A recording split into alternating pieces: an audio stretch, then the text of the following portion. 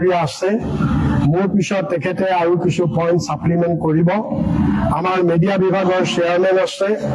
আৰু প্ৰদেশ কংগ্ৰেছৰ senior vice president আছে মেহদি আলম বৰা আমাৰ অধিবক্তা আছে ৰিতম সিং আৰু স্পোক্স পাৰ্সন আৰু আমাৰ অন্য এগৰাকী জেনাৰেল সেক্ৰেটাৰী কাম স্পোক্স পাৰ্সন ঋতুপৰ্ণ কোৱা আছে যে আজি প্ৰথমতে মই সংবাদ মেলৰ আৰম্ভণিতে আজি আমাৰ প্ৰদেশ কংগ্ৰেছৰ আমাৰ সভাপতি গৌৰৱ গগৈ ডাঙৰীয়াৰ আজি জন্মদিন উপলক্ষে আমি আমাৰ দলৰ তৰফৰ পৰা তেখেতলৈ আমি শুভেচ্ছা জ্ঞাপন কৰিছো তেখেতে অনাগত দিনত যাতে সুন্দৰভাৱে সফল হ'ব পাৰে সাংবাদিক বন্ধুসকল আপোনালোকে জানে যে যোৱা 1 সেপ্টেম্বৰ তাৰিখৰ পৰা কাৰ্যকৰী হোৱাকৈ ভাৰত চৰকাৰে এখন অধিসূচনা জাৰি কৰিছে এখন এক্সিকিউটিভ অৰ্ডাৰ ভাৰত চৰকাৰে জাৰি কৰিছে গেজেট নটিফিকেশন যোগেদি আৰু সেই এক্সিকিউটিভ অৰ্ডাৰখনৰ নাম হৈছে যে ইমিগ্ৰেশ্যন এণ্ড ফৰেইনাৰ্ছ এক্সেম্পশ্যন অৰ্ডাৰ বৰ সাংঘাতিক কথা এইটো এটা সাংঘাতিক আনকনষ্টিটিউচনেল ইমিগ্ৰেশ্যন এণ্ড ফৰেইনাৰ্ছ এক্সেম্পশ্যন অৰ্ডাৰ নাম দি ভাৰত চৰকাৰে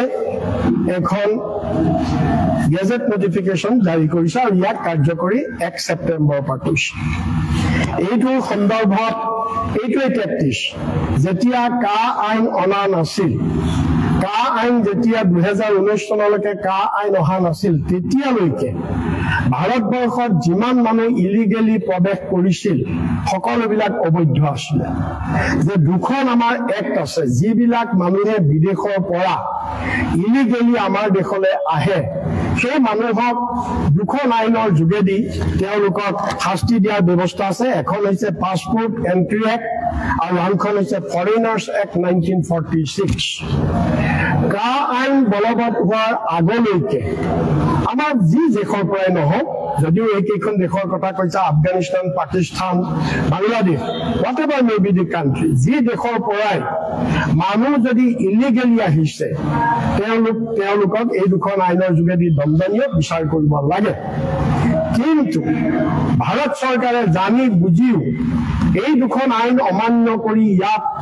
হাজাৰ হাজাৰ মানুহ আছিল যদিও ভাৰত চৰকাৰে জানি বুজিও ভাৰত চৰকাৰে একো ব্যৱস্থা লোৱা নাছিল তাৰপিছত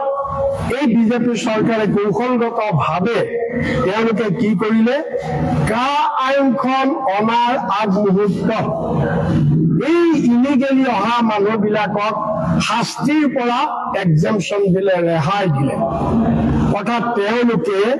পাছপোৰ্ট এন্ট্ৰি এক্ট আৰু ফৰেইনাৰ্ছ এক্ট 1946 ভায়োলেট কৰি ভাৰতত যে সোমাইছে এই যিটো অপৰাধ এই অপৰাধটোৰ পৰা তেওঁলোকক এক্সেম্পশ্যন দি দিলে বিজেপি চৰকাৰে আৰু এক্সেম্পশ্যন দি তেওঁলোকে 2019 কা আইনখন আনিলে আৰু কা আইনখন আনি তেওঁলোকক এই আইনখনৰ যোগেদি তেনেকৈ অহা মানুহখিনি এই আইনখনৰ যোগেদি নাগৰিকত্ব দিবলৈ ঠিক কৰিলে সেইখিনি কথা আপোনালোকে জানে মই মাত্ৰ টেকনিকেল পইণ্টটো কৈছো আৰু সেই কা আইনত তেতিয়া কি কৰিছিলে ভাৰত চৰকাৰে পাৰ্লিয়ামেণ্টত 2/3 মেজৰিটি দি ইয়াত পাছ কৰি ইয়াৰ ডেডলাইন ঠিক কৰিছিলে 31st ডিচেম্বৰ 2014 31st ডিচেম্বৰ 2014 লৈকে আফগানিস্তান পাকিস্তান আৰু বাংলাদেশ এই তিনিখন দেশৰ পৰা যিমানবিলাক মানুহ আহিছে ইলিগেলি ইয়াৰ ভিতৰত মুছলমান বিলাকক বাদ দি বাকী হিন্দু বৌদ্ধ খ্ৰীষ্টিয়ান পাৰ্চী সকলোবিলাক ধৰ্মৰ মানুহক ৰেগুলাৰাইজ কৰিবৰ কাৰণে কা আইনখনে ব্যৱস্থা কৰিলে আৰু এইলৈ গোটেই অসমত আন্দোলন হৈছিল আপোনালোকে জানে আৰু আমি কংগ্ৰেছ দলে আমি ফ্ৰম দি ডে ওৱান পাৰ্লিয়ামেণ্টৰ বাহিৰে ভিতৰে আমি ইয়াৰ বিৰোধ কৰিছিলো কিয় আমি এইকাৰণে বিৰোধ কৰিছিলো যে এই আইনখন যদি আনে তেতিয়াহ'লে অসম চুক্তি যেটো অসমীয়া জাতিৰ আয়ুস ৰেখা আৰু ছবছৰীয়া আন্দোলন 850 জন শহীদৰ বিনিময়ত যি অসম চুক্তি হৈছিল এই অসম চুক্তিক সবে মানি লৈছিল আৰু এই চুক্তিক সুপ্ৰিম কোৰ্টে মান্যতা দিছে আৰু সংবিধানে মান্যতা দিছে আৰু আপোনালোকে এই কথাও জানে যে এই চুক্তিত কোৱা হৈছিল যে 1971 ৰ 25 মাৰ্চলৈকে irrespective of religion যি ধৰ্ম যি জাতিৰ যি কাষ্টৰে মানুহ নহওক অসমত যদি ইলিগেলি প্ৰৱেশ কৰিছে এই মানুহবিলাকক নাগৰিকত্ব দিব লাগে এটো অসমৰ বেলিকা গতিকে এইটো হৈ গ'ল আমি সবে গ্ৰহণ কৰিলো কিন্তু আনফৰচুনেটলি ভাৰত চৰকাৰে বিজেপি চৰকাৰে তাৰ পিছত 2019 তেওঁলোকে এইটো 1971 25 মাৰ্চ নকৰি তেওঁলোকে কোলৈ আহি গুচি গ'ল 31 ডিসেম্বৰলৈ আহিলে 2014 31 ডিসেম্বৰলৈকে আহিলে আমি তেতিয়াও বিৰোধিতা কৰিছিলো কিন্তু আমাৰ বিৰোধিতা নৰজিল যি নহওক যি হৈ গ'ল এতিয়া এই চৰকাৰে পুনৰ এই একেই প্ৰেক্টিছ লৈছে এই একেই প্ৰেক্টিছ কি লৈছে যে 2014 চনৰ 31 ডিসেম্বৰৰ পিছত আৰু যদি মানুহ ইলিগেলি ইণ্ডিয়াত সোমাইছে এই মানুহবিলাকে পাছপোৰ্ট এক্ট আৰু ফৰেইনাৰ্ছ এক্ট 1946 ভায়োলেট কৰি যিবিলাক মানুহ সোমাইছে এই মানুহবিলাকক এই চৰকাৰৰ এই এক্সিকিউটিভ অৰ্ডাৰটোৰ যোগেদি মাফ কৰি দিছে ৰেহাই দিছে যে তোমালোকৰ কোনো শাস্তি নাই আৰু আহা মানুহ মিনিংটো হৈছে বিজেপি চৰকাৰৰ অসমলৈ ভাৰতলৈ আৰু বিদেশী আহা তোমালোকে আইন ভংগ কৰি আহিছা আমি তোমালোকক কোনো শাস্তি নিদো এক্সাম্পশন দিছো আৰু আহা কিমান পাৰা আহি থকা দিস ইজ দি মিনিংটো হৈছে এইটো এতিয়া কথা হ'ল কি আমি এই আদেশটোৰ আমি তীব্ৰ বিৰোধিতা কৰিছো এই কাৰণে আমি বিৰোধিতা কৰিছো প্ৰথমটো হৈছে যিটো কাৰণত আমি কা আইন বিৰোধিতা কৰিছিলো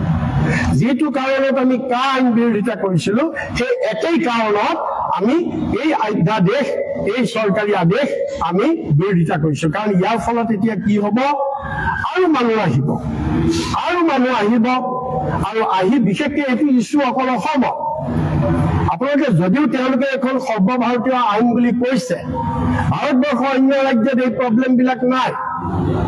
অকল অসমতে আছে ক'ৰবাত দুটা এটা ভাৰতবৰ্ষত থাকিব পাৰে কিন্তু মেজৰ মানুহ এই অসমতে আছে গতিকে এইটোৰ যোগেদি এই মানুহখিনিক আকৌ 10 বছৰলৈ এক্সাম্পশন দিলে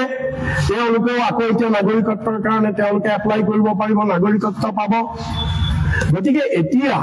অসমখন কি শৰণীয়া পথাৰ নেকি অসমখন কি বিজেপিৰ কাৰণে ডাষ্টবিন নেকি যে বিজেপিয়ে যি ইচ্ছা অসমৰ মানুহে খাব নালাগে অসমৰ মানুহক চাকৰি বাকৰি নালাগে অসমৰ মানুহে ব্যৱসায় বাণিজ্য কৰিব নালাগে অসমীয়া মানুহৰ অস্তিত্ব ইয়াত থাকিব নালাগে অসমীয়া মানুহৰ ভাষা সংস্কৃতি ৰক্ষা হ'ব নালাগে যে তেওঁলোকে যে বাৰে বং কৰা বিভিন্ন দেশৰ পৰা তেওঁলোকে ইয়ালৈ মানুহ পঠাই থাকিব আমি কংগ্ৰেছ দলে আমি আপোচবিহীনভাৱে এই স্থিতিত আমি আছো আৰু আমি ইয়াৰ তীব্ৰ বিৰোধিতা কৰিছো এইটো হৈছে 2 নম্বৰ কথা আৰু 3 নম্বৰ কথাটো হ'ল এইটোৰ পৰা এইটো স্পষ্ট হ'ল এটা কথা স্পষ্ট হ'ল অমিত শ্বাহে যে ইমান বৰ কথা কৈ থাকে ঘুচপেটিয়া सुन के घुसपेटिया हम लोग निकलेंगे বুলি যে তেওঁ কৈ থাকে আৰু নৰেন্দ্ৰ মোদীয়ে যে কৈছিলে 2014 চনত যে 16 মেৰ দিনা 14 চনৰ 16 মেৰ দিনা অসমত যিমান অবৈধ অনুপ্ৰৱেশকাৰী আছে সকলোৱে তালি টোপোলা লৈ অসম এৰিব লাগিব আৰু এই কথাত অসমৰ মানুহে ভোট দিছিল বিজেপি কিন্তু আজি আমি আপোনালোকৰ যোগেদি আমি প্ৰধানমন্ত্ৰী নৰেন্দ্ৰ মোদীক আমি প্ৰশ্ন কৰিব খুজিছো আমি মুখ্যমন্ত্ৰী হিমন্ত বিশ্বক প্ৰশ্ন কৰিব খুজিছো আমি অমিত শ্বাহক প্ৰশ্ন কৰিব খুজিছো ক'ত গ'ল তোমালোকৰ ঘুচপেটিয়া ক'ত গ'ল যে 16 মেৰ দিনা তালি টোপোলা লৈ যাব লাগিব এতিয়া গ'ল নে তোমালোকে আইন সংশোধন কৰি আনিলা তোমালোকে আইন সংশোধন কৰি আৰু মানুহ আনিলা ইয়ালৈ কৰিলা আকৌ 10 বছৰৰ কাৰণে তোমালোকে আকৌ এক্সামশন দি আৰু মানুহ আনিলা তোমালোকে ক'ত গ'ল তোমালোকৰ সেই প্ৰতিশ্ৰুতি আমি ইয়াৰ তীব্ৰ বিৰোধিতা কৰিছো 3 নম্বৰ কথাটো হৈছে যে এইখন আজি এই আইনখন এই আদেশটো চৰকাৰে ইস্যু কৰাৰ মিনিংটো কি ইয়াৰ পৰা এইটো কথা স্পষ্ট হ'ল কি স্পষ্ট হ'ল তাৰ মানে অসমলৈ আজিও ইলিগেল ইনফিল্ট্ৰেশ্যন হৈ আছে বিজেপি তোমালোকে কৈছিলা নহয় পৰুৱা আঁতৰণি সোমাবলৈ নিদিওঁ অসমত পৰুৱা আঁতৰণি বাহিৰৰ পৰা সোমাবলৈ নিদিওঁ কংগ্ৰেছক তোমালোকে দোষাৰোপ কৰিছিলা যে কংগ্ৰেছে বাংলাদেশী আনিছে কংগ্ৰেছে বিদেশী ইয়াত সোমোৱাইছে কিন্তু এতিয়া বিদেশী কোনে সোমোৱালে অসমত বিদেশী কোনে সোমোৱালে কংগ্ৰেছৰ দিনত বিদেশী অনুপ্ৰৱেশ হোৱা নাছিল আৰু আজি তোমালোকে এইখন 10 বছৰ আৰু বঢ়োৱা মানে তাৰ মানে আৰু ইনফিল্ট্ৰেশ্যন হৈ আছে তাৰ মানে তোমালোক ফেইল হৈছা হয় তোমালোকে প্ৰতিৰোধ কৰাত ফেইল হৈছা নহয় তোমালোকে ইচ্ছাকৃতভাৱে অসমলৈ ইনফিল্ট্ৰেশ্যন হোৱাটো বিচাৰিছে কাৰণ নহলে যদি ইনফিল্ট্ৰেশ্যন নাই হোৱা যদি এই মানুহবিলাক এনেকে নাই হোৱা তে এই আদেশটো দিয়াৰ কি দৰকাৰ আছিলে এই আদেশ কিয় দিলা তোমালোকে এই আদেশটো তোমালোকে এইকাৰণে দিলা যে আৰু বহুত মানুহ সোমাইছে এই কেইদিনত আৰু বহুত মানুহ আহিছে গতিকে সেই মানুহবিলাকক ৰেগুলাৰাইজ কৰিবলৈ তোমালোকে আদেশ দিছা গতিকে তোমালোকৰ BSFৰ কি কাম আছে সীমান্তত তোমালোকৰ BSFৰ কি কাম আছে তোমালোকৰ কাটাতাৰৰ কি কাম আছে সীমান্তত যে আজি কেনেকে আহিছে গতিকে এইটো হৈছে আমাৰ অসমৰ বাবে আটাইতকৈ দুৰ্ভাগ্যৰ কথা আৰু আমি কংগ্ৰেছ দলে ইয়াৰ তীব্ৰ বিৰোধিতা কৰিছো এটা 4 নম্বৰ কথা ইয়াত 4 নম্বৰ কথাটো আপোনালোকে চাওক মাৰাত্মক এইটো এভাৰেজ বিজনেছ কৰিলে বিজেপি চৰকাৰে ইয়াৰ অন্ত নাই কেনেকে অন্ত নাই 14 চনত যেতিয়া 19 চনত তাৰ আনিছিলে 14 চনৰ 31 ডিচেম্বৰলৈকে যেতিয়া ডেডলাইন হৈছিলে আমি কোনো মানুহে ভবা নাছিলো যে ইয়াক আকৌ ভৱিষ্যতে আকৌ বঢ়াই দিব ইয়াক আকৌ 10 বছৰলৈ ভৱিষ্যতে বঢ়াই দিব এই কথা আমি কোনো মানুহে আমি ভবা নাছিলো কিন্তু 1 ছেপ্টেম্বৰ দিনা আকৌ 10 বছৰলৈ বঢ়াই দিলে এতিয়া আৰু যে ইয়াৰ পিছত যে আকৌ বঢ়াই নিদিব তাৰ কিবা গ্যাৰান্টি আছে নেকি তাৰ কিবা নিশ্চয়তা আছে নেকি আৰু এতিয়া এইটো একেবাৰে স্পষ্ট হ'ল কিয় তেওঁলোকে কি কৈছে তেওঁলোকে কৈছে যে এই দেশবিলাকত বিশেষকৈ বাংলাদেশত বিশেষকৈ পাকিস্তানত আজিও ৰিলিজিয়াছ পাৰ্চিকিউশ্যন চলি আছে আজিও ধৰ্মীয় উৎপীড়ন চলি আছে গতিকে মানুহ সেইকাৰণে তাৰ পৰা ভাগি আহিছে সেইকাৰণে আমি ইণ্ডিয়াই তেওঁলোকক নাগৰিকত্ব দিছো বা আমি ৰেগুলাৰাইজ কৰিছো যদি এইটোৱে হয় কালিলে আৰু পাৰ্চিকিউশ্যন হ'ব 5 বছৰৰ পিছত মানে প্ৰতিদিনেই পাৰ্চিকিউশ্যন হৈ আছে প্ৰতিদিনেই মানুহ আহি থাকিব কিন্তু এনলেছ বিজনেছ তাৰ মানে অসমত তোমালোকে অসমত চৰণীয়া পথাৰ মানুহ এনেকে আমি সোমাই থাকিবা অসমীয়া জাতি শেষ হওক তোমালোকে অসমীয়া জাতি শেষ হওক অসমৰ কৃষ্টি সংস্কৃতি শেষ হওক অসমীয়াৰ অস্তিত্ব শেষ হওক আমাক খালি ভোট লাগে যে আজি এইকাৰণে NRC এই বিজেপি চৰকাৰে হিমন্ত বিশ্ব শৰ্মাই আজি NRC সেইকাৰণে গ্ৰহণ কৰা নাই সব হৈ গ'ল সুপ্ৰিম কোৰ্টে নিৰ্দেশ দিলে 3-4বাৰকে ৰিভিউ হৈছে সুপ্ৰিম কোৰ্টৰ গাইডলাইনত NRC হৈছে NRC হোৱাৰ পিছত আজি NRC এইটো কাৰণতেই চৰকাৰে গ্ৰহণ কৰা নাই যে আমাৰ বজাৰ কেনেকৈ চলিব যদি NRC হৈ যায় অসমত যদি বিদেশী নাগৰিক নাথাকে তেতিয়াহ'লে আমাৰ বজাৰ কেনেকৈ চলিব ৰাজনৈতিক বজাৰ আমাৰ কেনেকৈ চলিব গতিকে সেইকাৰণে আজি বিজেপিয়ে আজি এই ধৰণৰ এই ব্যৱস্থাটো কৰিছে যে আমি এইকেইটাৰ মূল কথা এইকেইটা কথাৰ ভিত্তিত আমি প্ৰতিবাদ কৰিছো আৰু লাষ্টত আমি অসমৰ মুখ্যমন্ত্ৰী ডক্টৰ হিমন্ত বিশ্ব শৰ্মাক আমি ধিক্কাৰ দিছো এইকাৰণে ধিক্কাৰ দিছো যে এই আইনখন যদিও সৰ্বভাৰতীয় কা আইনখনেই কওক বা এতিয়া যিটো আদেশ দিছে এইটো সৰ্বভাৰতীয় কিন্তু ইয়াৰ অৰ্থ এইটো নহয় কোনোবা ষ্টেটে ইচ্ছা কৰিলে ষ্টেট গভৰ্ণমেণ্টে ইয়াক ইমপ্লিমেণ্ট নকৰিব পাৰে যেনেকে কা আইনখন মেঘালয় ইমপ্লিমেণ্ট নকৰো বুলি কৈ দিলে কা আইনখন মিজোৰামে ইমপ্লিমেণ্ট নকৰো বুলি কৈ দিলে ঠিক একেদৰে আমাৰ মুখ্যমন্ত্ৰীয়ে কি কাৰণে কেন্দ্ৰীয় চৰকাৰক বুজাব নোৱাৰিলে কিয় যে অসমতে এই সমস্যাটো অসমক লৈ যদিও এইখন আদেশ দিছে উদ্দেশ্যটো টাৰ্গেটটো অসম কাৰণ এইবিলাক মানুহ অসমতে আছে এইবিলাক মানুহ অসমলৈকে আহিছে অসমতে আছে গতিকে টাৰ্গেটটো অসম এতিয়া আমাৰ অসমটো হৈছে মুখ্যমন্ত্ৰীয়ে কিয় বুজাব নোৱাৰিলে যে আজি যিটো ফৰেইনাৰ্ছ ট্ৰিবিউনেল অসমতে আটাইতকৈ বিদেশী সমস্যাটো বেছি অনুপ্ৰৱেশৰ সমস্যাটো বেছি ইয়াক লৈ আন্দোলন হৈছিল সেইকাৰণে অসমত অসম একৰ্ড হৈছে ভাৰতবৰ্ষৰ ক'তো নাই অসম একৰ্ড আৰু অসম একৰ্ড ভাৰতবৰ্ষৰ ক'তো প্ৰযোজ্য নহয় অকল অসমত নাম্বাৰ 1 নাম্বাৰ 2 NRC ভাৰতবৰ্ষৰ ক'তো নাই NRC ভাৰতবৰ্ষৰ ক'তো নাই অকল অসমত নাম্বাৰ 3 ফৰেইনাৰ্ছ ট্ৰিবিউনেল ভাৰতবৰ্ষৰ ক'তো নাই ফৰেইনাৰ্ছ ট্ৰিবিউনেল অকল অসমত নাম্বাৰ 4 6 শিডিউল ভাৰতবৰ্ষৰ ক'তো নাই অকল আমাৰ অসমত কিয় অসমত আছে এইকাৰণে আছে যে এই ইনফিল্ট্ৰেশ্যন অসমত আটাইতকৈ বেছি অসমীয়া মানুহক যাতে ইনফিল্ট্ৰেশ্যনৰ পৰা বচাব পাৰি তাৰ কাৰণে আমাৰ কংগ্ৰেছ চৰকাৰে এই ৰক্ষা কবচবিলাক দিছিলে আমাৰ কংগ্ৰেছ চৰকাৰে দিছিলে ফৰেইনাৰ্ছ ট্ৰিবিউনেল আমাৰ কংগ্ৰেছ চৰকাৰে দিছিলে NRC আমাৰ কংগ্ৰেছ চৰকাৰে দিছিলে 6 শিডিউল এইকাৰণে দিছিলে আমাৰ কংগ্ৰেছ চৰকাৰে এই ৰক্ষা কবচ কিন্তু আজি বিজেপিয়ে ইয়াক সম্পূৰ্ণৰূপে ধূলিসাৎ কৰি আজি আমাৰ অসমখন তেওঁলোকে এটা ধ্বংসৰ পথলৈ লৈ যাব খুজিছে আমি মুখ্যমন্ত্ৰী হিমন্ত বিশ্বক ধিক্কাৰ দিছো তেওঁ কিয় ফেইল হ'ল তেওঁ কিয় বুজাব নোৱাৰিলে চৰকাৰক যে আমাৰ অসমত এখন ইমপ্লিমেণ্ট আমি নকৰো আমাৰ অসমৰ এই সমস্যা আছে আমি ইমপ্লিমেণ্ট নকৰো কিয় ক'ব নোৱাৰিলে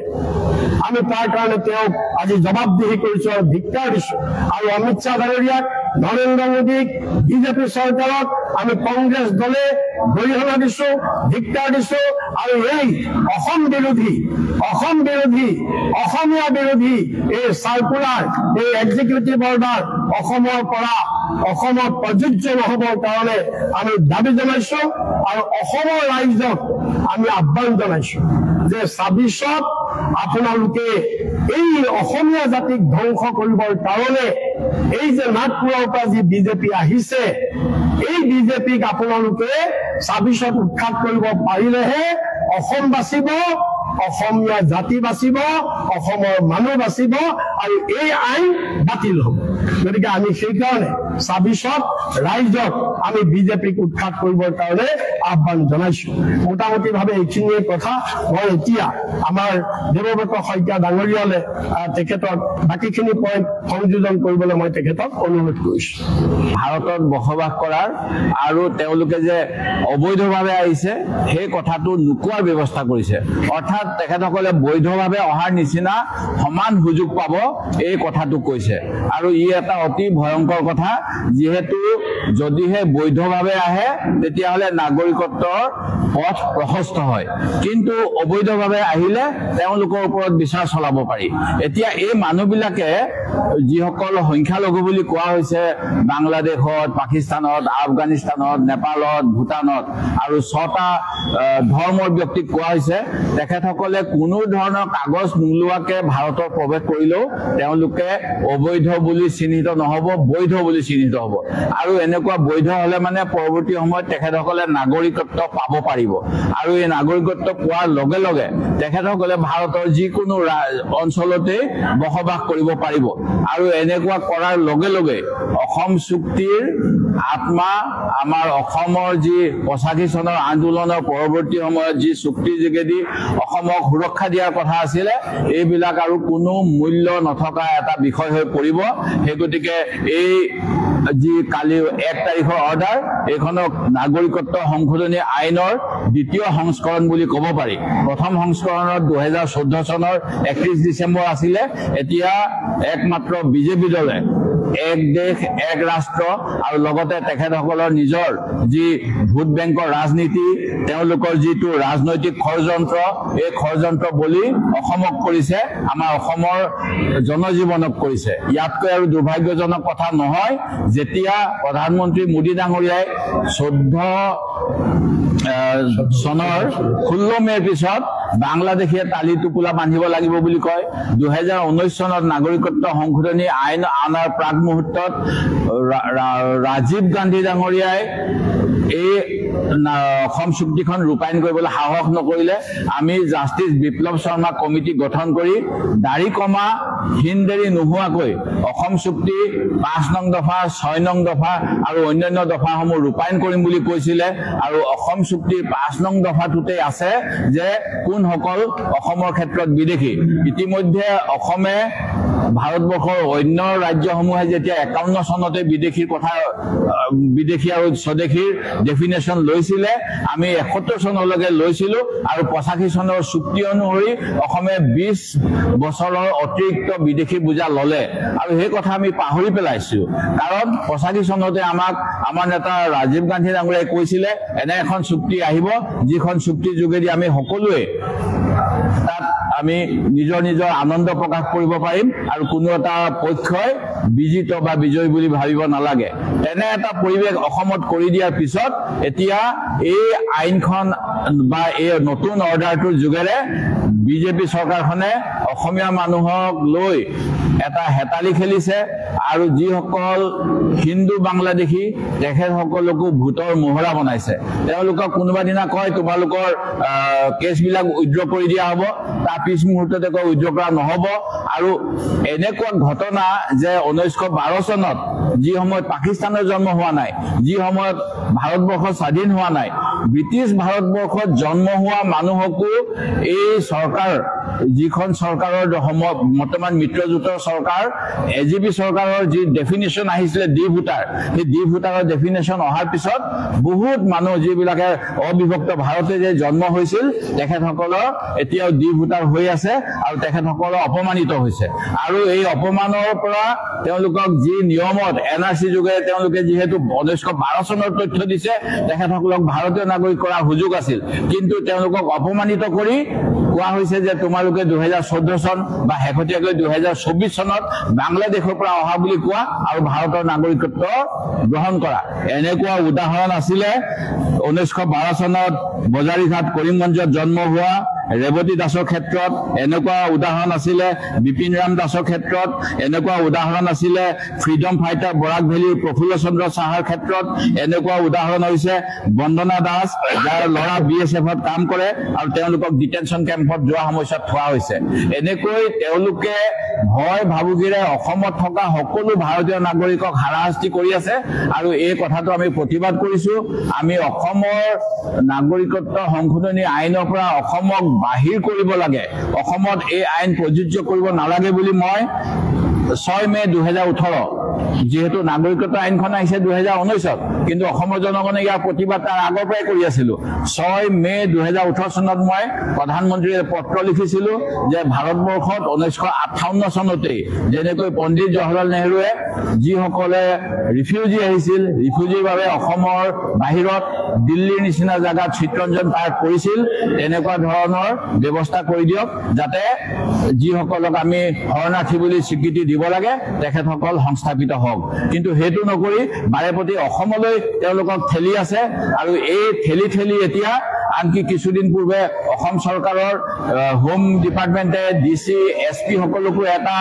আদেশ দিছিল যে 14 চনৰ পিছৰ যিমান ফৰেনাৰ ট্ৰিব্যুনেলৰ কেছ বা অন্যান্য সেইখিনি ড্ৰপ কৰিব লাগে আৰু তেওঁলোকক ভাৰতীয় নাগৰিকত্ব ল'বলৈ উৎসাহিত কৰিব লাগে। এনেকৈ তেওঁলোকে বিদেশীসকলক কিয় অসমত আনিব বিচাৰিছে এই কথা আমাৰ বাবে আমি নাজানো আৰু অসমৰ প্ৰতিজন নাগৰিকে এই কথাখিনি চিন্তা কৰি পেলাই প্ৰতিবাদ কৰা উচিত। এই ক্ষেত্ৰত কেন্দ্ৰীয় ৰাজ্যিক শিক্ষামন্ত্ৰী তথা উত্তৰ পূৰ্বাঞ্চল উন্নয়ন মন্ত্ৰী সুকান্ত মজুমদাৰে এটা কথা কৈছে যে তেওঁলোকে যদিহে ভাৰতবৰ্ষত তেওঁলোকক বৈধভাৱে পাছপোৰ্ট বা লিগেল এন্ট্ৰি ডকুমেন্ট নোহোৱাকে অবৈধভাৱে তেওঁলোকে ভাৰতবৰ্ষত প্ৰৱেশ কৰাৰ পিছত তেওঁলোকৰ ওপৰত যদি কোনো ব্যৱস্থা লোৱা নহয় পৰৱৰ্তী সময়ত তেওঁলোকক নাগৰিকত্ব দিব পৰা যাব কেন্দ্ৰীয় চৰকাৰ এজন মন্ত্ৰীয়ে এনেকৈ এটা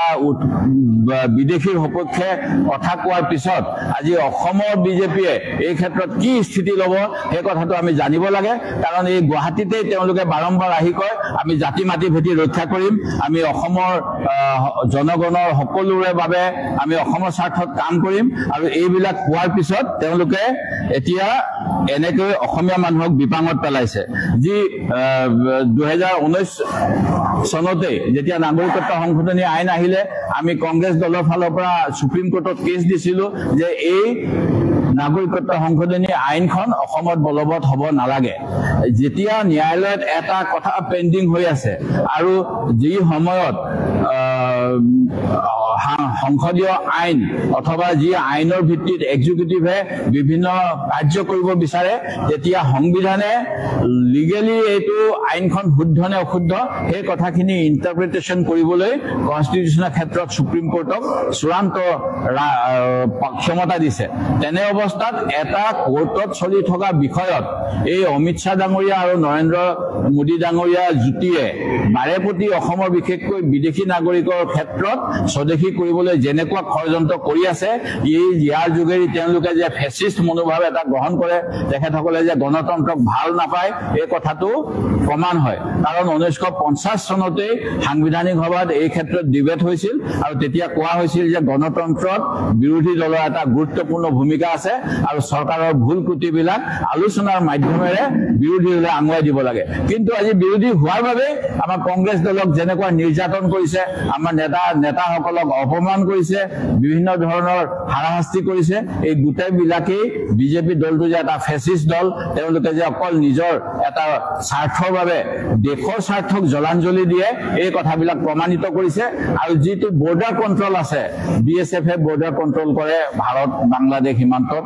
পাকিস্তানৰ ক্ষেত্ৰত এই বৰ্ডাৰ কণ্ট্ৰল ব্যৱস্থাটো নাইকিয়া কৰি দিয়া যিটো ব্যৱস্থা কৰিলে ইয়াতকৈ আৰু লাজৰ কথা এখন স্বাধীন দেশৰ বাবে হ'ব নোৱাৰে কাৰণ এনেকৈ গৰু ছাগলী ক'ৰবাত পাৰ হৈ যোৱা দি যদি বিদেশী ভাৰতবৰ্ষলৈ আহিবলৈ হয় তেতিয়াহ'লে ভাৰতীয় নাগৰিকৰ মূল্য কি হ'ব ভাৰতৰ বা অসমৰ অস্তিত্ব কেনেকৈ